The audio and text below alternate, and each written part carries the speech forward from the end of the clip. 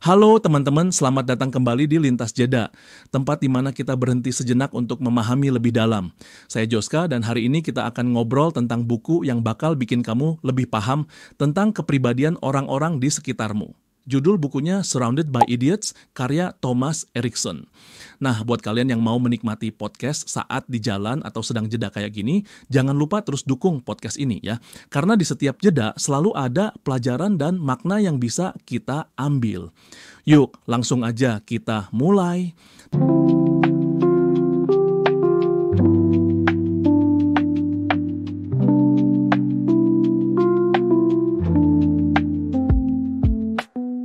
Teman-teman, pernah nggak sih kamu merasa bahwa orang-orang di sekitarmu itu nggak ngerti kamu?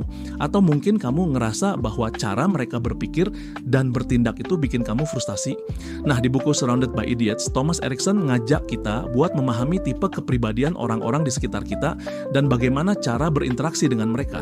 Erikson menggunakan model DISC buat ngejelasin 4 tipe kepribadian utama: dominance, influence, steadiness, dan compliance. Kita bakal bahas satu persatu ya. Pertama, dominance, tipe merah.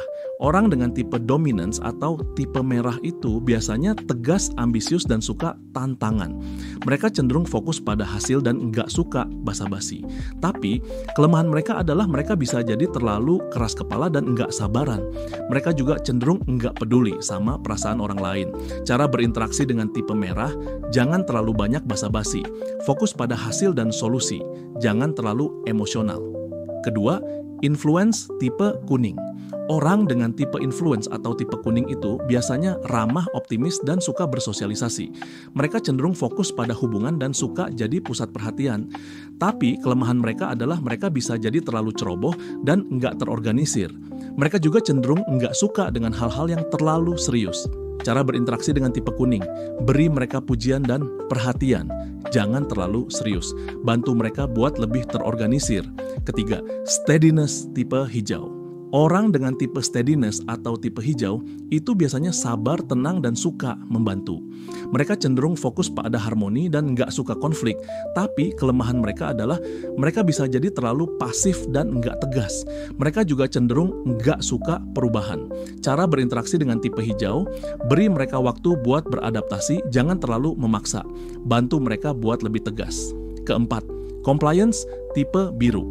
Orang dengan tipe compliance atau tipe biru itu biasanya detail-oriented, analitis, dan suka dengan aturan.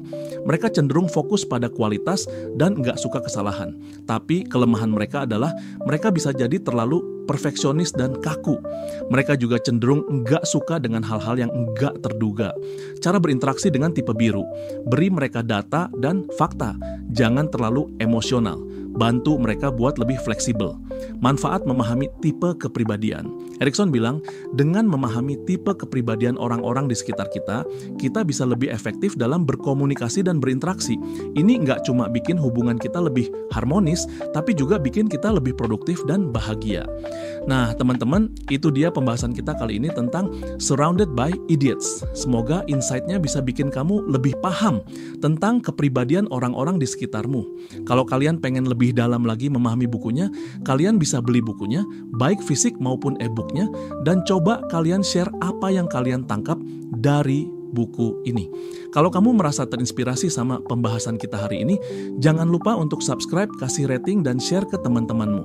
Sampai jumpa di episode berikutnya, di mana kita akan berhenti sejenak lagi untuk memahami lebih dalam.